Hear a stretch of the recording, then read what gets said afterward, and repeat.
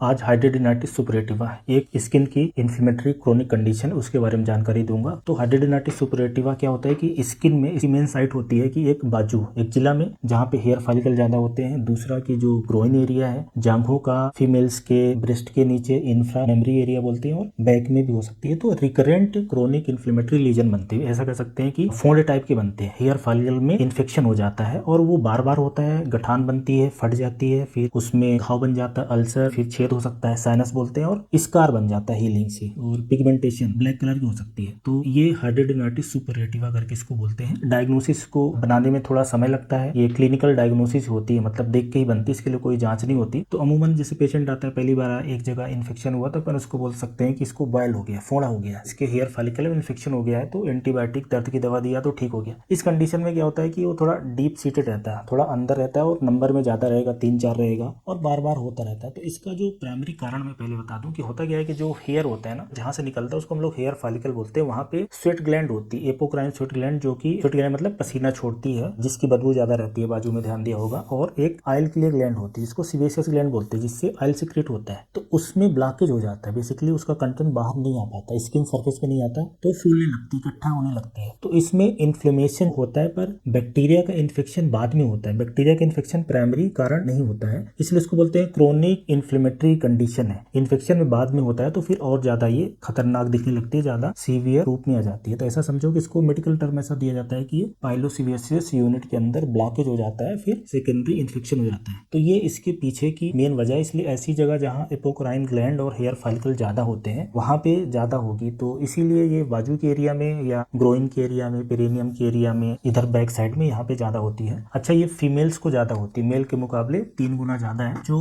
ये हाइड्रोडेनाइटिस सुपरेटिवा होने का हम लोग रिस्क फैक्टर बोलते हैं कि किन को ज्यादा होने का चांस रहता है। तो एक तो ये देखा गया है कि इसमें जेनेटिक फैक्टर का रोल है, अगर किसी को है तो 30 से 40% लोग ऐसे होते हैं जिनके माँ बाप को भी रहता है। दूसरा, इसमें हार्मोनल इफेक्ट देखा गया है कि इसमें एंड्रोजन एक्सेस की वजह से देखा जाता है, तो इसलिए दवाई भी कई बार एंटी एंड्रोजन दी जाती है। और इसकी होने की जो एज है वो 15 साल से लेकर 40 साल के बीच में ज्यादा होती है, मतलब 20, 25, 30 साल के लोगों में ज्यादा ये देखने को मिलती है। और एक मोटापा इसका कारण होता है, एक कारण होता है सिगरेट स्मोकिंग, इससे भी हो सकता है। तो इस तरह के कारण बताए जाते हैं। तो इसलिए जब भी इलाज के लिए बोला जाता है तो इन कारणों पे ध्यान दिया जाता है। ये इसमें इंपॉर्टेंट बात क्या होती है कि पेशेंट को अगर ज्यादा हो गई तो बार बार ऑपरेशन कराना, दर्द की दवाइयाँ, एंटीबायोटिक लेना बार बार करना पड़ता है, और एक तरह से मेंटली पेशेंट बहुत ही थक जाता है। उसका जो सोशल लाइफ है वो ज्यादा अफेक्ट करती है, क्योंकि काम में भी दिक्कत होती है और वो दिखता भी बेकार है, बार बार खून भी निकल सकता है, कपड़े पहनने में प्रॉब्लम आती है। तो ऐसी समस्याएं हो सकती है। तो सबसे पहले डायग्नोसिस बनवाना इंपॉर्टेंट है कि आपको हाइड्रोडेनाइटिस सुपरेटिवा है, कि हो सकता है सिंपल बॉयल हो, स्किन के जो हेयर फॉलिकल है उसका इन्फेक्शन हो, जो कि एंटीबायोटिक से ठीक हो जाता है। इसका पता करने के लिए क्लिनिकली रहता है। अब इसके इलाज पे आ जाते हैं कि इसका इलाज कैसे होगा। तो ये समझे कि आप इलाज डिपेंड करता है कि किस सीवियरिटी का है। कुछ लोगों को हल्का होता है तो उनको कोई ज्यादा दिक्कत नहीं होती, उनका काम चल जाता है दर्द की दवाइयों से, एंटीबायोटिक दवाइयों से। एक आधी बार चीरा लगवाना पड़ा, जिसको हम लोग बोलते हैं इंसिजन एंड ड्रेनेज करवाना पड़ा। कुछ लोगों को काफी सीवियर किस्म का हो जाता है, तो उनको फिर मेंटल सपोर्ट की जरूरत होती है। कई तरह की दवाइयाँ चलती हैं। अब इसमें जो दवाइयों का रोल है, कुछ खाने का है, और अगर बीमारी ऐसा है कि बहुत सारी गठाने आ गई हैं, साइनस बन गया है, उसमें स्कार बन गया है,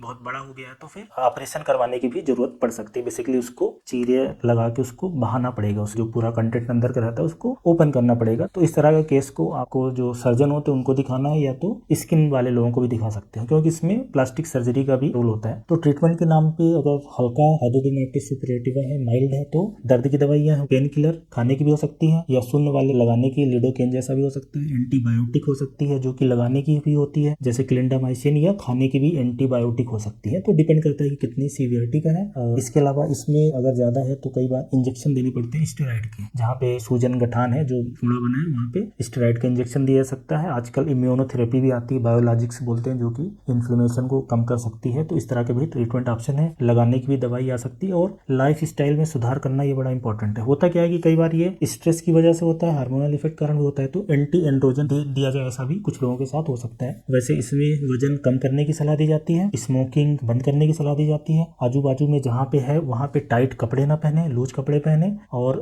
रफ या विगरस सेविंग ना करें, मतलब उन बालों को जबरदस्ती ना हटाएं, साफ सफाई ऐसा ध्यान रखें। तो ये भी कुछ तरीके रहते हैं। कई बार जो पेशेंट बहुत फ्रस्ट्रेटेड रहते हैं तो उनको कुछ मानसिक दवाइयाँ भी दी जाती है। बीमारी को समझना है आपको, ऐसी कोई दवा, वैक्सीन, इंजेक्शन कुछ भी नहीं है कि इसको लगा देने से 100% हमेशा के लिए ठीक हो जाएगी। इसमें मल्टीपल ऑप्शन रहते हैं कि इस बीमारी को कैसे मैनेज किया जाए। जो लोग अच्छे से मैनेज करते हैं तो उनको रिकरेंस हो सकता है कि ना हो, बार बार ना हो, कुछ लोगों को बार बार होता रहता है। खाने का भी इसमें रोल है। काफी सारे लोगों को ये बोला जाता है कि ऐसे खाने जो एंटीऑक्सीडेंट जिसमें होता है, फल है, सब्जी है, अनाज है, सलाद है, ऐसे खाने खाएं। और जो इन्फ्लेमेशन खाने करते हैं जैसे कि डेयरी प्रोडक्ट है जिसमें ज्यादा तेल होता है, नॉनवेज होता है, शक्कर है, इनसे इन्फ्लेमेशन बढ़ता है तो इसको ना खाएं। तो इस तरीके से इसका इलाज चलता है। जैसे आम पब्लिक के लिए समझो कि आपको सर्जन को, प्लास्टिक सर्जन को दिखा के इसको देखना है कि कितनी सीवियरिटी का है और इस कंडीशन में क्या कर सकते हैं। लाइफस्टाइल में भी ध्यान रखना है। क्या होता है, स्ट्रेस की वजह से अगर जो लोगों को ज्यादा टेंशन लेते हैं उनको और ये ज्यादा समस्या बढ़ती है। जैसा मैंने बताया कि मेन प्रॉब्लम ये है कि आपके जो हेयर फॉलिकल उसमें ये दिक्कत आ जाती है कि वो ब्लॉकेज होता है, सीबम का ब्लॉकेज होता है, स्वेट का ब्लॉकेज होता है और फिर इन्फ्लेमेटरी रिएक्शन आ जाती है और बाद में फिर बैक्टीरिया का भी इन्फेक्शन हो जाता है। और इसको अब ऐसा कुछ भी नहीं दे सकते कि ये 100% ठीक हो जाए, पर ये कुछ तरीके हैं जिससे इस बीमारी को मैनेज किया जा सकता है। तो ये हाइड्रोडेनाइटिस सुपरएटिवा है, आप समझ गए होंगे कि ये क्या है, क्यों हो जाती है और इसको कैसे ठीक किया जाता है।